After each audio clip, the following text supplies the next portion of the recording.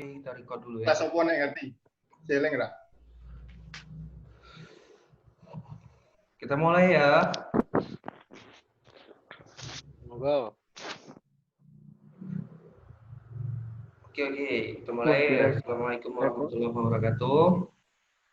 Waalaikumsalam warahmatullahi wabarakatuh. Selamat malam rekan-rekan di alumni PES 2012.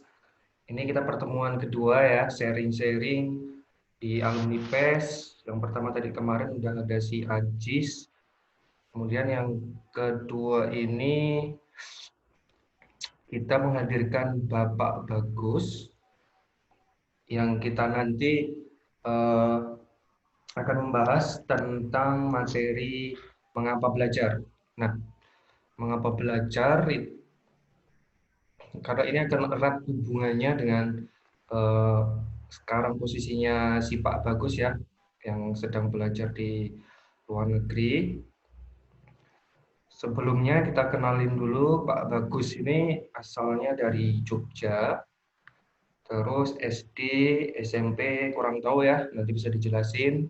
Yang jelas kita ketemu si Pak Bagus ini waktu kuliah di UII. Beliau ini masuk UII jurusan Teknik Kimia melalui jalur prestasi ya. Full biaya dari kampus 4 tahun. Terus sekarang beliau masih melanjutkan pendidikan masternya di Thailand ya, nanti bisa jelasnya universitas apa, terus sudah selesai atau belum. Kalau di sini ditulis ada melanjutkan program doktoral ya. Nah, untuk lebih jelasnya kita tanyain langsung kepada Bapak Bagus. Bapak Bagus, silakan dijelasin dari awal nih, dari historis awal, pendidikan awal sampai sekarang, background keluarga kalau perlu, waktu dan tempat, kami persilakan.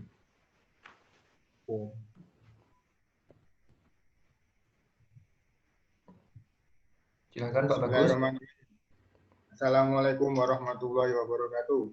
Waalaikumsalam warahmatullahi wabarakatuh. Pak Nani malah mau biografi yang ya baik, perkenalkan, nama saya Muhammad Bagus Arif. Saya kira semuanya sudah kenal ya. Saya SD Suryo Diningrat 4. Kebetulan sekarang SD-nya sudah nggak ada karena dilebur. Jadi saya nggak punya SD. SMP 16 Jogja. SMA-nya nggak terlalu terkenal di pinggiran jalan raya. S1-nya di UII. Gambar itu nggak usah dilihatin, itu gambar apa.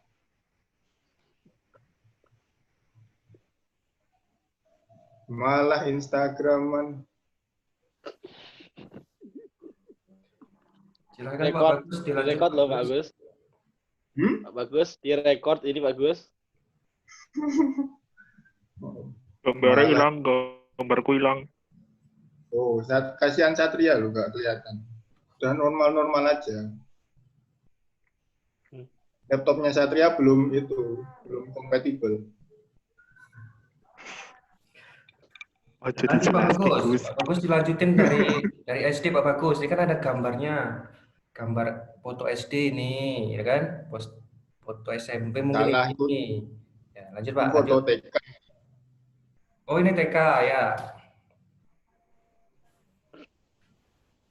Lanjut Pak Bagus. Ini malah gawe biodata ini gimana ini? Waktu. Nah, lanjut dulu Pak Bebas Bagus. aja, bebas. Nggak usah bebas, materi berapa menit kan, di situ tanya jawab. Ya, seperti kayak kemarin Pak Bagus ya, 15 menit untuk perkenalan sama materi, habis itu kita tanya jawab ya. Lu Apip mana? Nih, lagi join.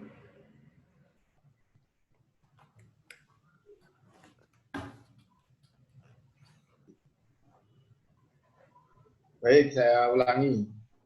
Assalamualaikum warahmatullahi wabarakatuh. Waalaikumsalam. Waalaikumsalam warahmatullahi wabarakatuh. Innal hamdalillah nahmaduhu wa nasta'inuhu wa nastaghfiruh wa na'udzu billahi min shururi anfusina wa min sayyiati a'malina. May yahdihillahu fala mudilla lahu wa may yudlil fala hadiya lahu. Asyhadu an la ilaha illallah wa asyhadu anna Muhammadar Rasulullah. Allahumma sholli ala sayyidina Muhammad wa ala ali sayyidina Muhammad. Kama shallaita ala sayyidina Ibrahim wa ala ali sayyidina Ibrahim innaka Hamidum Majid. Senang sekali pada petang hari ini kita bisa berkumpul dalam sharing santai alumni PES 2012. Padahal sekarang sudah PES 2020. Sudah berapa tahun?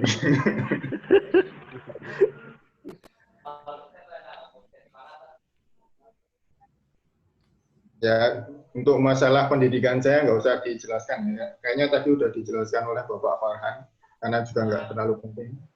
Yang penting kita kenal di UII. UII menyatukan kita. Ya. So sweet. Saat ini saya sedang melanjutkan kuliah di Chulalongkorn University Thailand. Tepatnya di Chulalongkorn di Thailand, tepatnya di Bangkok. Jadi di pusat kota. Jadi kalau nanti teman-teman main ke Bangkok, bisa hubungi saya. Siap. Oke. Hubungi saja.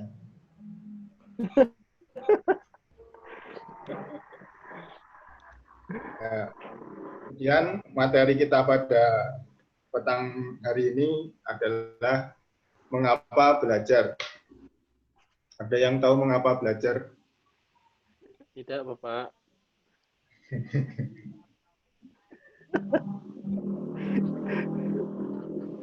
Ya, jadi ini sebenarnya apa ya? Salah satu jalan mencari motivasi saya sendiri pribadi, dan mungkin juga bagi teman-teman sekalian, mungkin bisa menemukan motivasinya di sini. Karena saya menemukan motivasi belajar juga mungkin baru-baru ini, belum lama, baru beberapa tahun yang lalu. Dulu saya sekolah ya, sekolah aja. Dulu saya sekolah biar dapat uang jajan, main-main, numpang kos orang. Saya sering numpang di kosnya Bapak Aziz dan Bapak Farhan. Udah nggak usah diceritakan, Bapak Bagus. Sampai kos Bapak Aziz pindah-pindah tuh saya tahu semua. Baru 2 pindah. Oh, baru 2 pindah. Dari yang airnya merembes itu kosnya Bapak Farhan pertama kali.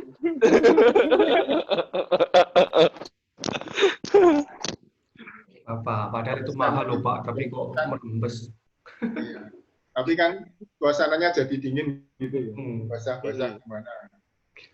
Saya juga sering numpang di kosnya Bapak Satria. Jadi saya tuh sering numpang di kos orang sebenarnya. Padahal rumah saya Jogja. Itu karena saya malas pulang sebenarnya. Jauh kalau pulang itu.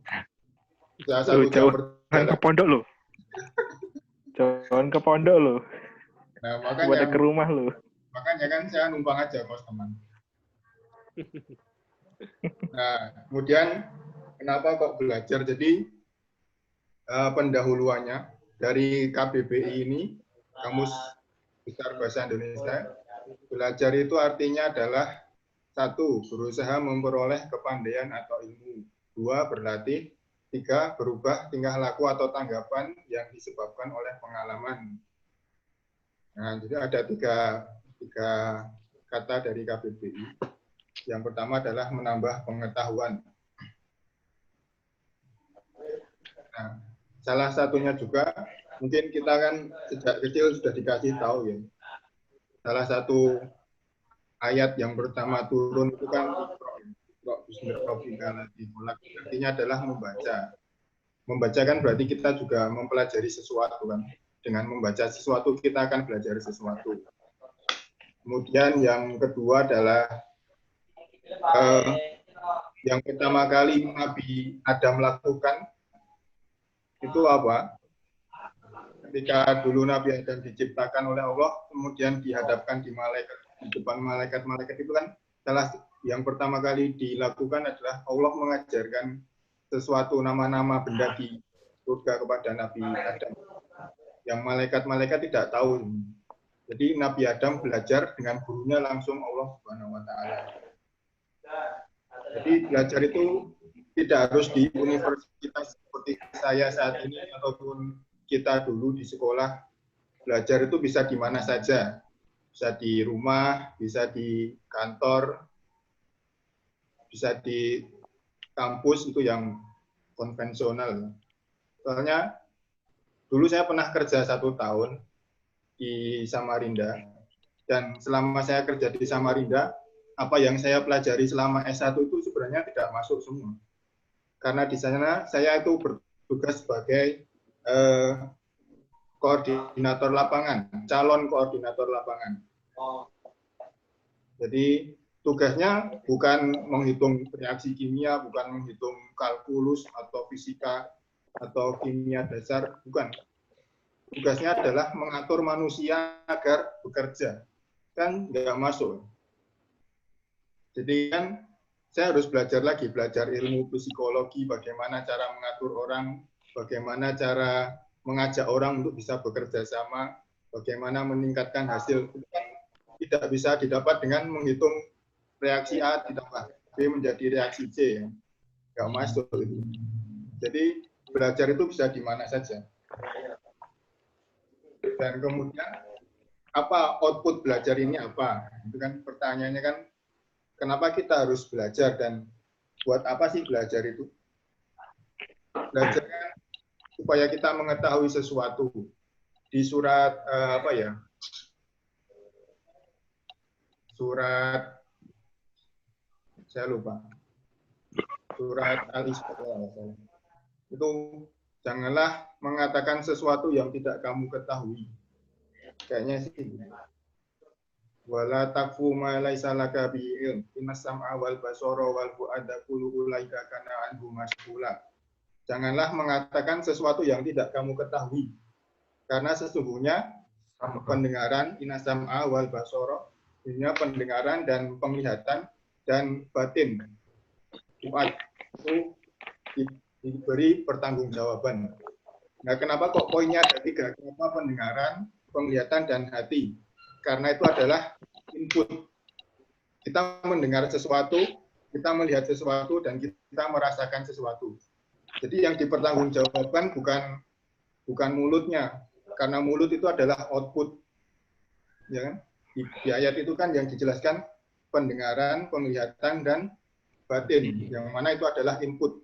Jadi ya ini introspeksi buat saya sendiri juga, bahwa kita harus menjaga input kita itu ya. Kemudian kenapa kok kita belajar? Ini saya terinspirasi dari kisah Wali Songo. Jadi kisah Wali Songo itu sangat menginspirasi saya. Kita kan tahu ya, dulu pelajaran agama di sekolah itu, yang wali pertama yang turun, wali pertama yang datang ke Indonesia, itu kan adalah Maulana Malik Ibrahim. Saat Maulana Malik Ibrahim datang, itu beliau datang ke daerah Gresik, di mana itu? Gresik itu Jawa Timur ya. Nah, kita bisa temukan juga makamnya di sana. Nah, ketika Maulana Malik Ibrahim datang, itu keadaan di daerah Gresik itu adalah sedang kacau balau, sedang terjadi peperangan antar Majapahit. Jadi perang saudara, derby Majapahit. Kalau kita sekarang kenanya kan El Clasico, itu kan El Clasico Majapahit. Jadi Majapahit itu perang saudara, yang namanya adalah perang Paregreg.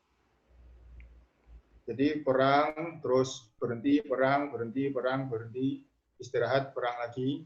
Yang mana karena perang saudara itu menyebabkan masyarakat sekitar situ terganggu pertaniannya, terbengkalai. Sawah-sawah banyak yang rusak, karena sawah kan biasanya dijadikan medan perang ya, battlefield. Kan sawah kan luas, jadi untuk gontok-gontokan itu enak gitu perang. Terus lebih mudah aksesnya lebih mudah daripada perang di pegunungan gitu kan. Jadi banyak sawah-sawah yang terbengkalai. Nah, ketika Maulana Malik Ibrahim datang ke Kediri, ke Gresik maksudnya, ke Gresik, itu beliau melihat keadaan masyarakat sekitar kelaparan, panen gagal, dan perang saudara yang tidak berhenti. Jadi pertama yang dilakukan beliau adalah apa? Jadi beliau itu tidak langsung sebagai seorang dai ya, beliau tidak langsung mendirikan sebuah pesantren di Gresik, tidak langsung menyuruh orang untuk sholat, tidak langsung menyuruh orang untuk taat kepada Allah. Tapi yang pertama beliau lakukan adalah beliau membantu masyarakat menghidupkan kembali sawah-sawahnya. Hal ini didapat dari pengalaman Maulana Malik Ibrahim. Jadi Maulana Malik Ibrahim ini lama hidup di Mesir, di pinggiran sungai. Yang kita tahu bahwa di pinggiran di Mesir itu kan ada sungai yang terkenal, namanya sungai apa? Sungai Jode. Ya, namanya adalah Sungai Winongo. Bukan, Sungai Jode, Sungai Jode lagi. Sungai Nil. Jadi Sungai Nil, dan di pinggiran Sungai Nil itu dilakukan persawahan yang karena perairannya yang bagus, jadi sawah-sawah di pinggiran Sungai Nil itu subur. Nah, melihat keadaan itu berdasarkan pengalaman hidupnya, beliau menerapkan apa yang beliau pelajari di daerah Gresik. Kebetulan juga di daerah Gresik itu ada sungai yang sangat besar juga yang mengalir. Namanya adalah Sungai Bengawan Solo. Sungai Bengawan Solo yang mengalir. Ada lagunya kan? Enggak usah lagunya Pak. Bengawan. Itu lagu kebanggaanmu, Pak. Ciptaannya siapa lupa saya. Allah. Nah, ada lagu Bengawan. Titik empat. Getang. Nah, kebetulan kan itu ada Sungai Bengawan Solo. Jadi di pinggiran Sungai Bengawan Solo itu beliau buka persawahan, perairan. Nah, kebetulan juga sebuah kebetulan karena beliau itu sendiri, jadi mungkin merasa terlalu berat. Kebetulan waktu itu ada hibah besar dari negeri Cina. Sebuah hibah kapal besar yang dikomandani oleh Muhammad Cheng Ho, seorang laksamana Islam yang membawa kapal yang sangat besar dengan pasukan yang sangat besar pula. Nah, kebetulan Cheng Ho dan pasukannya ini berasal dari daerah Cina Selatan. Di Cina juga ada sungai yang sangat besar, namanya sungai apa? Yangtze. Sungai Opak. Sungai Opak di Bantul, Pak, di Kretek, Pak. Ya, Sungai Progo berarti. Sungai Progo di Kulon Progo, Pak. Iya. Nah, jadi di Cina juga ada sungai. Jadi Laksamana Cheng Ho dengan pasukannya itu kebetulan adalah seorang petani-petani hebat. Jadi ketika Cheng Ho itu mendarat di Semarang, kemudian Cheng Ho itu mendirikan sebuah masjid yang kita tahu sekarang masjidnya itu menjadi kenteng, namanya Sampokong. Jadi Sampokong dulu adalah sebuah masjid. Bisa kita lihat sejarahnya. Saya pernah ke sana, Pak. Ya, nanti silakan searching di Google lah, sejarah Sampokong, bahwa dulu adalah awal mulanya itu adalah sebuah masjid. Kemudian entah kenapa sekarang menjadi sebuah kenteng. Nah, Maulana Malik Ibrahim mengajukan proposal kepada Cheng Ho untuk membuat irigasi, saluran irigasi persawahan. Nah, dari sana dibuatlah saluran irigasi yang membuat sawah-sawah kembali hidup. Jadi karena sawah-sawah hidup, masyarakat jadi senang kembali. Masyarakat merasa hidup. Nah, kemudian dari sana barulah Maulana Malik Ibrahim mengajarkan apa itu Islam. Jadi yang pertama beliau ajarkanlah apa? Yang beliau ajarkan itu bukan syariat atau agama Islam atau sholat atau puasa atau zakat atau malah haji. Tetapi yang beliau ajarkan adalah bagaimana menanam sawah, menanam padi, menanam bahan makanan di sawah, dan melakukan pengairan.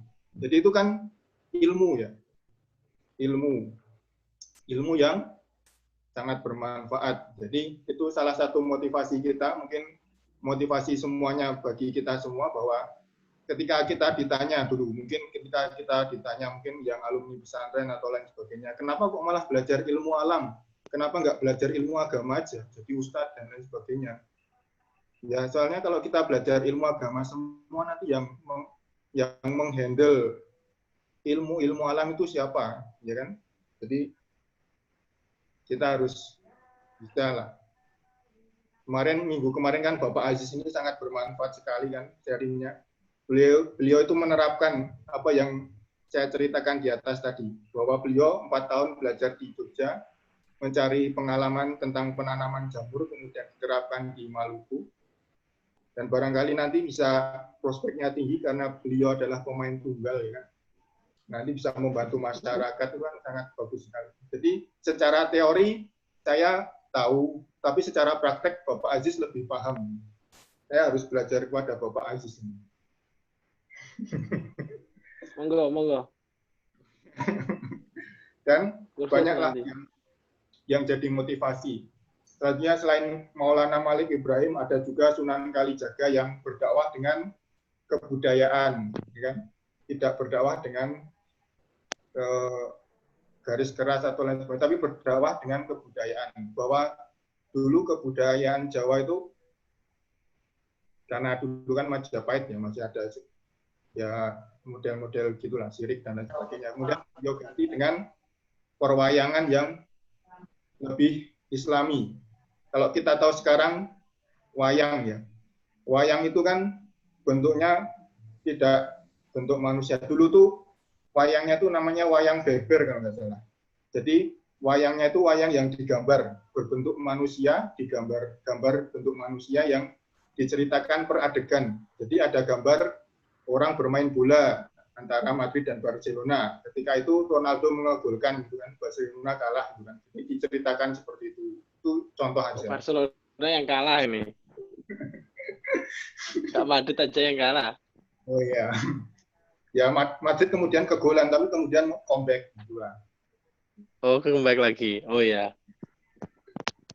Ya. Nah, kemudian digantilah sama Sunan Kalijaga itu menjadi bentuk wayang. Kita tahu kan wayang itu bentuknya gimana? Tangannya panjang, yang kesatria ya. Kita ambil contoh kesatria dulu. Kesatria itu tangannya panjang, matanya sipit, mulutnya tipis, perutnya tipis. Maksudnya gimana? Maksudnya ya tangannya panjang itu berarti banyak memberi. Matanya sipit itu berarti apa namanya? Menjaga pandangan. Nah, kalau perutnya tipis itu berarti sering puasa Senin Kamis. Jadi perutnya tipis. Beda dengan buto. Kalau kita lihat wayang buto itu, matanya itu jelalatan, matanya itu lebar-lebar. Ya kan? Matanya lebar, giginya bertaring, mulutnya bertaring, perutnya buncit-buncit. Nah, itu kan itu adalah buncit. itu contoh-contoh karakter. Nah, itu.